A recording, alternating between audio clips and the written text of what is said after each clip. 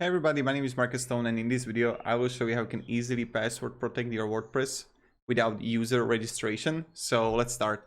The first thing you want to do is just click on plugins and add a new plugin. And when you got it, you want to write in search password protect or protected. And you're gonna see here the password protect. Install now. And install, and let's activate it. Now when you got it, you're gonna see here password protected. Okay, and then go to settings and click on password protected, and you're gonna see it here. So you got password protected status enabled, and you just add a new password, and